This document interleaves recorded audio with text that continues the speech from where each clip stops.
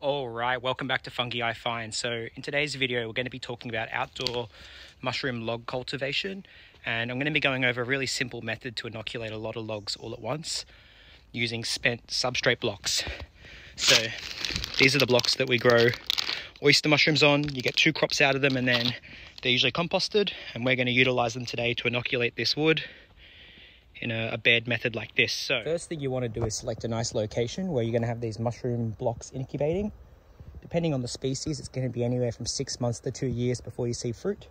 Today we're going to be working with blue oyster mushroom, which is one of the faster species, so I'm expecting this to be sitting here incubating for about 6 months, and then hopefully come by next autumn we should have mushrooms fruiting off all these logs here. So you can do this directly on the ground, but just to minimize contamination from the soil and whatnot, I'm going to do it in a wooden bed, and then just add extra humidity and sort of hold in the moisture. I'm going to line the bed with some black plastic here. So I'll show you what that looks like now.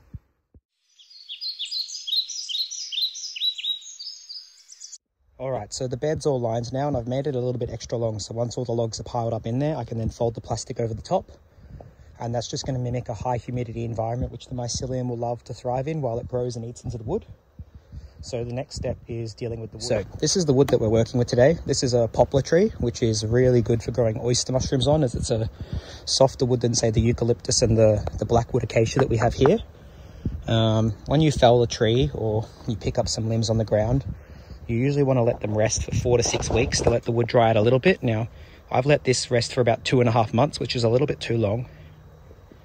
And what you can see here is there's actually a little bit of mold now growing on the ends of the logs. So if you got onto it fast enough, you wouldn't have to do this extra step. But what I'm going to do before starting to place these in the beds and covering them in the old sawdust spawn is I'm actually going to chainsaw off an extra few inches off each end of the log. That way we're starting with a clean, fresh slate. And the other little step that I'm going to do to speed up inoculation is, with the chainsaw blade, is just scar up the bark a little bit, make some incisions similar to this here. That way, when we crush up all the spawn on top, there's a lot more inoculation points for the mycelium to get into the wood, rather than just the 2 ends, and it means they should colonize the wood faster.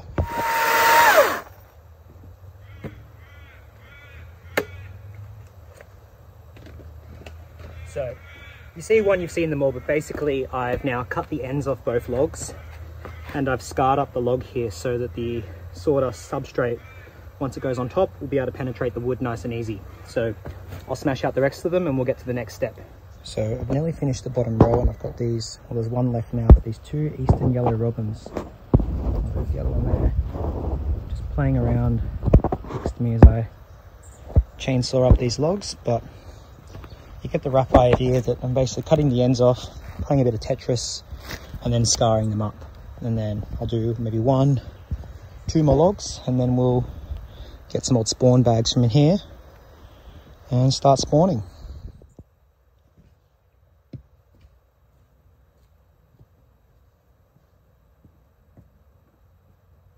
Alright, so the bottom layer of logs has now been placed in the wooden box with plastic underneath, and the exposed sides all been scarred up.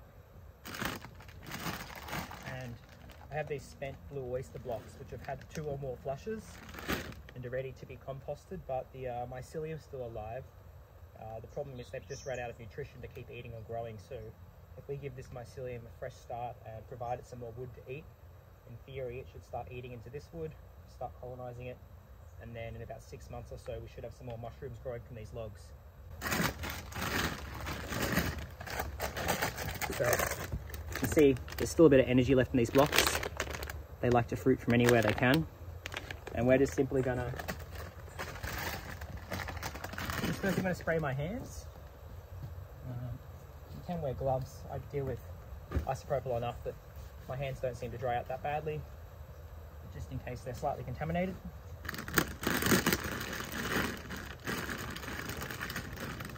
Open up the old substrate block.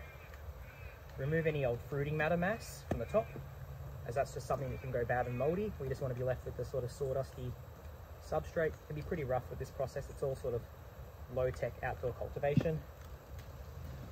And then just start crushing it up. You do want to ensure that you're using like mushrooms of the same strain. so that in here they're not competing, like a white oyster and a blue oyster. Even a blue oyster and a blue oyster from two different cultures that aren't the same genetics will compete. So you want to make sure that if you are using bags from a mushroom farm that you pick them up from or something, that they don't have multiple strains of the same color mushroom, because that could mean they can compete with each other.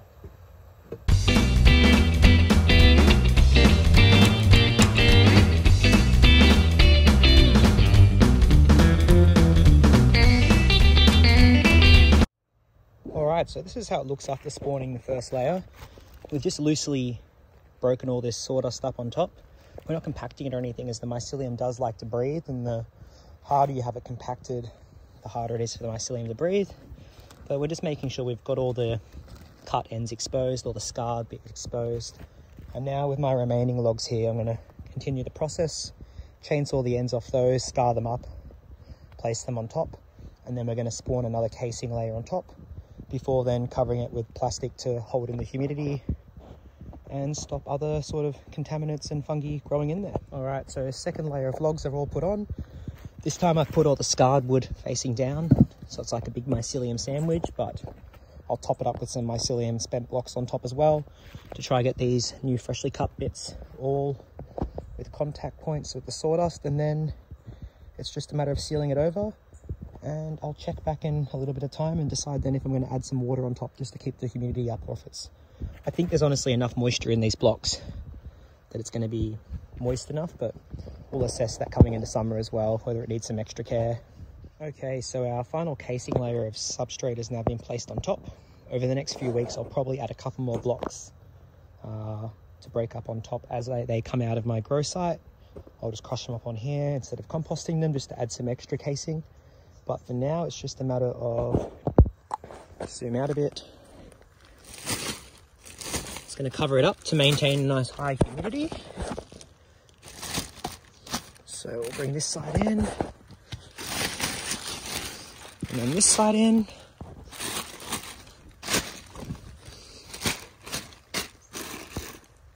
Like so. It doesn't have to be sealed, but we basically just want to give it the best chance of high humidity as we can. And then I'll just get a couple of my offcuts from today, and very low tech, just place them on top so that any high winds we get don't blow it off.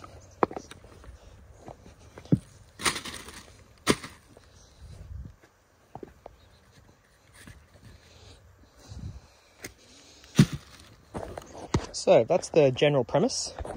All right, so in summary, you basically want to source fresh wood, so have it no older than 2.5 months, which is probably what I did today, which is probably the peak of how old you want it.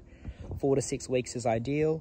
The fresher the mushroom substrate blocks, the more vigorous the mycelium is going to be for when you're doing your inoculation. So that's another key important factor. Making sure it's then covered with some nice humid environment and somewhere out of direct sunlight as well. You've got to think, depending on where you geographically live. So for my example, I'm here in the Yarra Valley in Australia, and during summer months we get upwards of 35-degree heat. So I've chose a location which is in a nice gully, which doesn't get much direct sunlight. So although I am using black plastic, which does attract heat, I'm hoping there's enough shade there, which should mitigate that problem and not allow the mycelium to get too hot to overcook and burn. Ways that I can mitigate that moving into summer is I could take off the black plastic and put on some like 70% or 90% shea cloth, which will allow it to breathe a bit better, and then periodically just mist it on top to keep it nice and damp.